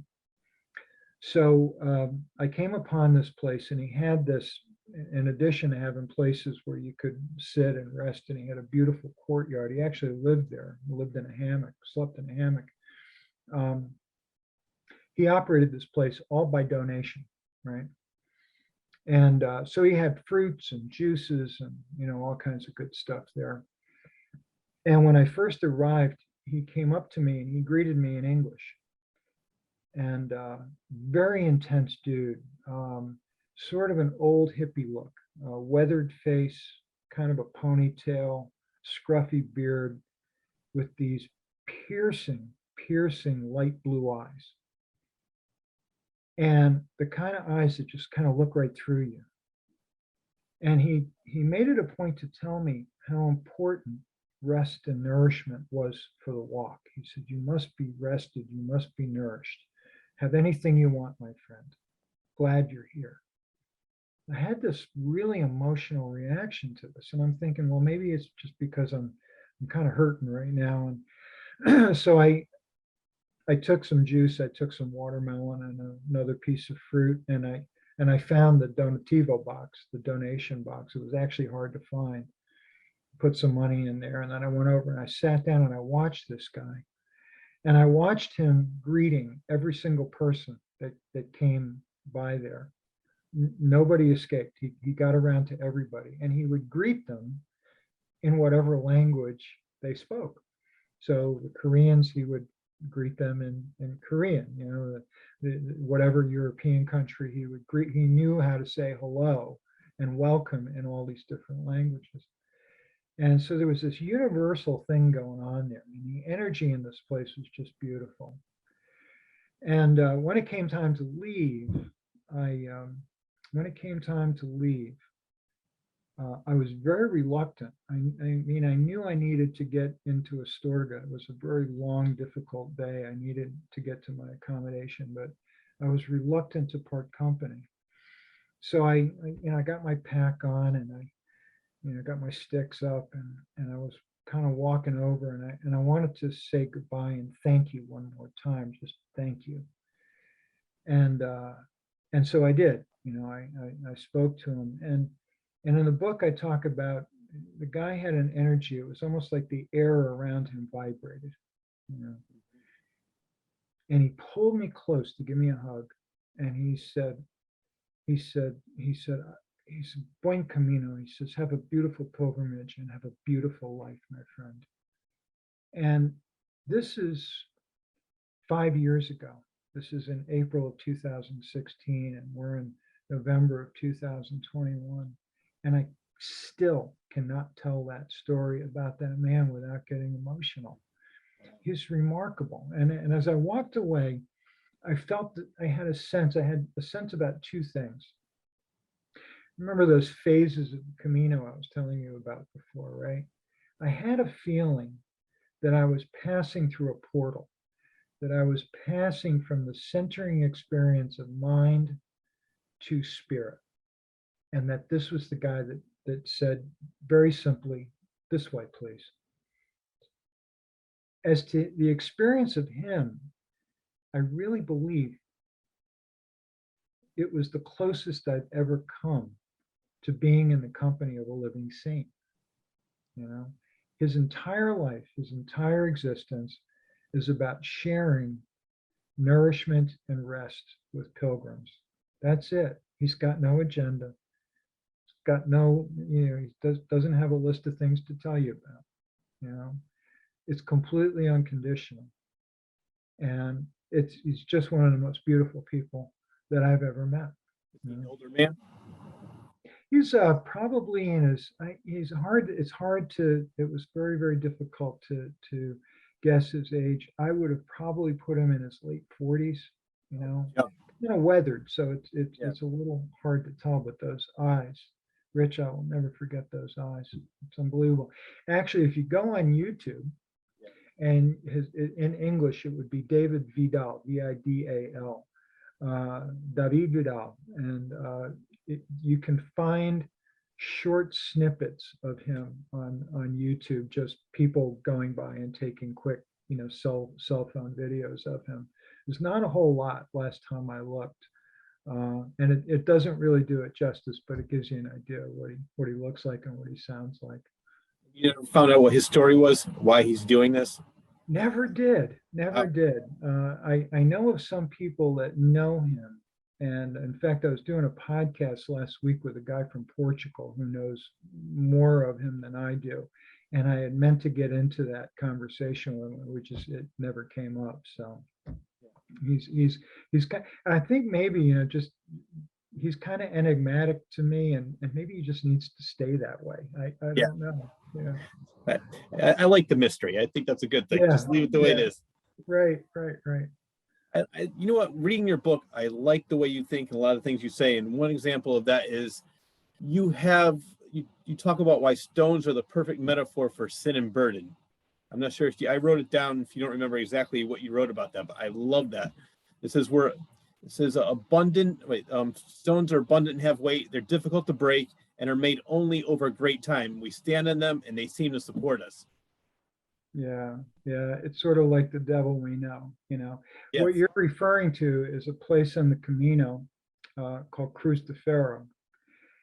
And the short history of the place is that the Romans and the Celts used to mark the mountain passes with cairns, stone piles. And that's how this site, if you will, originally started out, was as a stone pile. And over time, it became, before it was a Christian pilgrimage, there's been walking going on in that region for thousands and thousands of years. The Christian pilgrimage has been in existence for about 1,200 years on the same ground. But there was a pagan monument, if you will, that was put up, and it was a tall, slender wooden pole. And it was just a pole. And then as the Camino route began to take on that Christian identity, somebody put an iron cross on the top of it. The history of it is kind of fuzzy, as most things are from Middle Ages, and it became known as a place where pilgrims would bring a stone or stones from home or gathered along the way up to that point. It's about 3/4 of the way across the French route, and they would bring these stones and they would leave the stones there as a way of releasing burden, right? And so that's where I got into that piece about how stones really are such a good metaphor for these burdens. They're so hard to let go of. They're so hard to break, but there's a symbology of leaving those stones there and then moving on, right? And so it's a beautiful thought. It's a beautiful idea for sure. Another place I want to talk about that you wrote in the book, and also I saw it in the movie, is where you put your hand on a column, and it looks like you can fit your hand perfectly inside it. What is that, and why? What's the significance of that? Well, unfortunately, it wasn't available to me. they were doing renovation work on the exterior, on the western facade, the front facade of the cathedral in Santiago. What that was, and we can refer to the movie. Actually, it was just inside the main entrance of the sanctuary of the church, and it's a statue is the tree of Jesse with Santiago imposed up near the top, and it was customary for pilgrims to approach the statue, and the most devout ones would do it on their knees. And in the movie, if you recall, the character Yost was the one who did that. He drops to his knees and he approaches the saint, and he puts his hand in this spot at the base of the tree of Jesse, and it's a handprint created over this 1,200-year history of pilgrims doing that. It literally is a worn-in pilgrim handprint, worn into the stone. And I had really wanted to partake of that, but unfortunately it wasn't available to us. Well, now that they've done the restoration work, they've completed the restoration of the exterior and the interior. The place looks spectacular. I've seen recent photos and videos of it. It's just beautiful what they've done with it. Everything is all cleaned up. But now, in order to have that experience of seeing that the tree of Jesse and the statue of Santiago, you have to take the cathedral tour, which of course involves a fee. And they won't let you touch it anymore. They're trying to preserve it, so they don't let anybody touch the handprint anymore. So that was actually, they filmed that movie in September of 2009. And that was really toward the end, I think, of when they were allowing people to touch it. I think in like 12 or 13, they kind of ended that practice. And then when I went in 16, it was all under construction. We just couldn't get to it. According to the movie, that was towards the end of the trip, right next to the, I'm going to pronounce it, Botafumeiro, aka the smoke expeller. Tell me about that. Yeah. The Botafumeiro is a so for the Catholics watching, you know that in the High Mass they use these censers. They're usually about you can't see it what it is. Usually it's about 1.5 feet tall, and it's a usually silver or gold, some kind of metal, and it burns incense, right? Well, this thing is about 4 feet tall, weighs about 175 pounds, about a 2-foot diameter, and it is attached to a rope and pulley system. And they fire this thing up, and there are, I think they're called, I don't even want to take a chance on mispronouncing it, but there's fellows who wear these red robes, and they each take an end on this string, the rope. There's 8 of them that have to hoist this thing up. So they lift it up off the ground, they get the smoke going, and then one of them will take it and give it a push start. And these 8 tiraboyeros or something like that, they pull on the rope and it launches it. And it's just a spectacle. This thing swings back and forth in front of the main altar, the organ music playing at full volume while this thing is going on. And the smoke is spectacular. You can smell the incense. And originally this thing was used to cover the stench of pilgrims during the Middle Ages. They would arrive having been on the road and unbathed and all nasty, and they would use this huge botafumeiro to cover up the smell of the pilgrims. So now it happens, they don't use it at every pilgrim mass. I was fortunate enough to see it used, but it's at the end of the mass when they're done with the mass, they come out and they do this thing, and it is just a spectacle to see. It is just remarkable. and You quite can also, moving when you consider how long this thing has been in service. You know, it's remarkable. what I was going to mention was you spoke about the El Camino de Santiago, watching it on YouTube. You can also watch that on YouTube. And if you don't want to watch it on YouTube, it's also in the movie. But Yep. I read something, I'm not sure how true this is, but the smoke had something to do with souls going into heaven. That was another story that they were saying about the smoke that I read. Yeah. Yeah. Besides the trying to cover up the smell, which I like that Yeah. story better. Yeah. No, there's an actual ceremonial meaning to using incense at the high masses. I know that. I remember I was an altar boy. I used to always get in trouble because I'd get too much smoke going on the thing and they'd yell at me. But what one of the purposes actually was to cover up the stench of pilgrims back in the Middle Ages. I think that was why the thing just was so big. Right now, there's two of them, two botafumeros.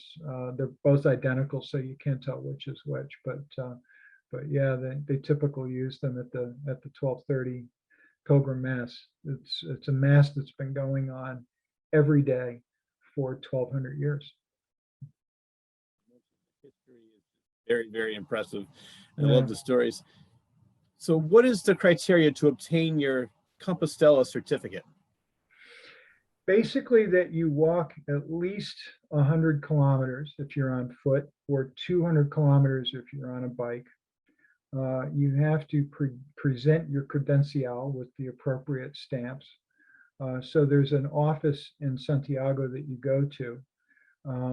I did mine the day I arrived. I did it before I checked in at my accommodation. And when I went there, it was quite busy. I was about an hour and a half in line for it. But depending on the day, you can sometimes just walk right in. And you present your Compostela, you present your credencial, and they handwrite your name on this document when you left your starting point and where it was, and when you arrived. There's actually two documents. One is the Compostela, and the other is a Certificado de Distancia, which tells you basically, based on your starting point, how many kilometers you walked. So I actually have both. They're just beautiful. They're works of art in themselves. I have them framed at home on the wall. How many kilometers did you end up walking?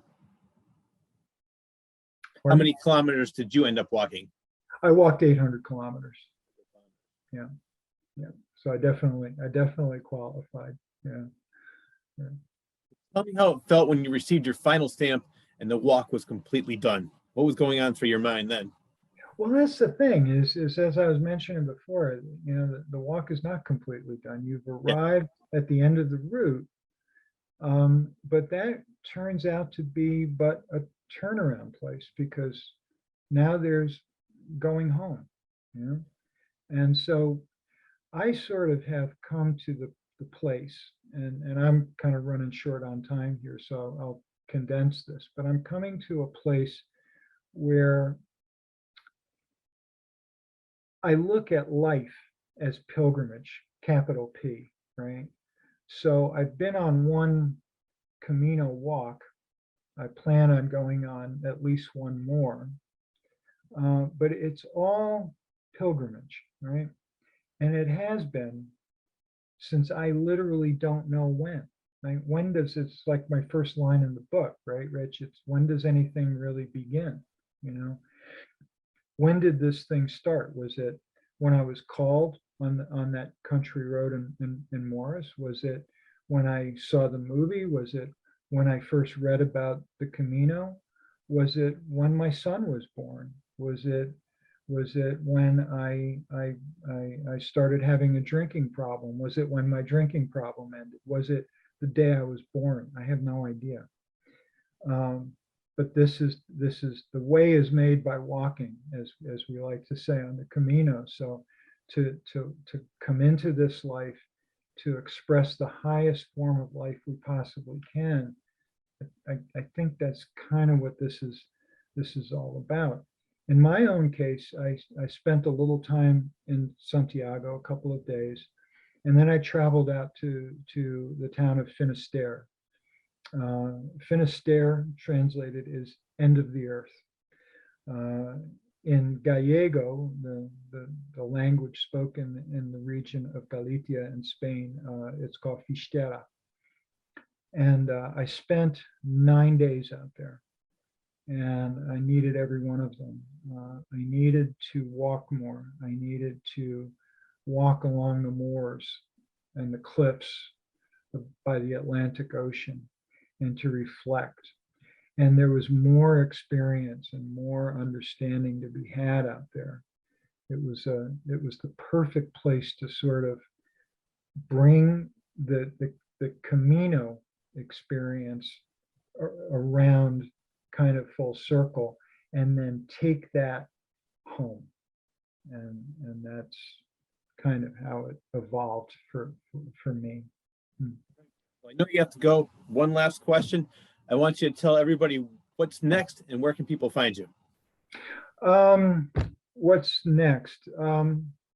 Well, people can find me in a couple of places. I'm on Facebook. I have an author page there, author Stephen Drew, and I'm also there as Stephen Drew, Stephen with a PH.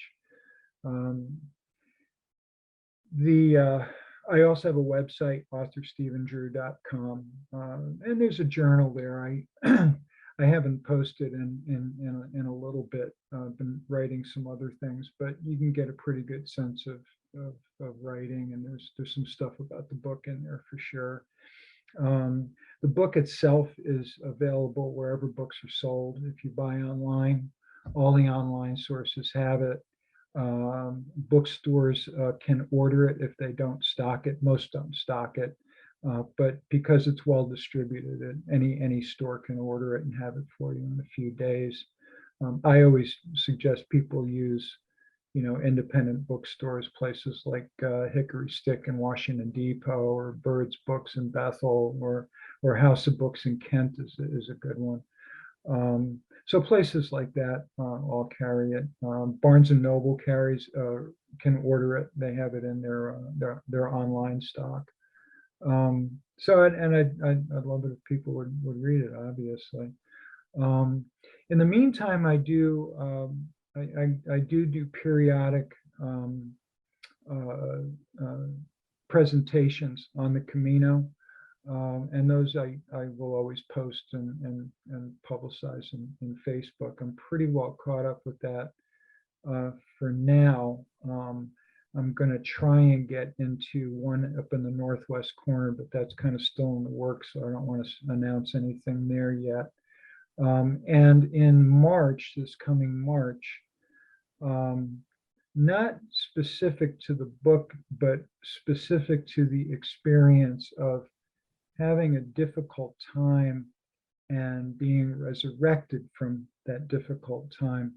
I'm doing, as you've done, I'm doing an appearance at Second Act at the Palace Theater in Waterbury on March 23rd. And you can get tickets for that through the Palace Theater website. I think it's palacetheaterct.org. Is that it, Rich? Maybe something like that. Type in Palace Theater, you'll find it. It's just Google. And I highly recommend everything. I recommend buying the book. Definitely recommend going to Second Act. I've met so many interesting people. I've heard so many great stories, and yeah, I'm looking forward to seeing you in March once again for the third time. Very much. So, Stephen, it was great having you on the show. I could talk to you probably for a good 3-4 more hours if I had more time. Buen Camino. Buen Camino, my friend. Right. That wraps up the latest episode of The Claus Corner. A special thanks goes out to Stephen Drew for sharing his fascinating and inspirational story. Buy his book, Into the Thin, A Pilgrimage Walk Across Northern Spain. You will not be disappointed. A special thanks also goes out to you, the viewer, for tuning in every week. Enjoy your day, everyone.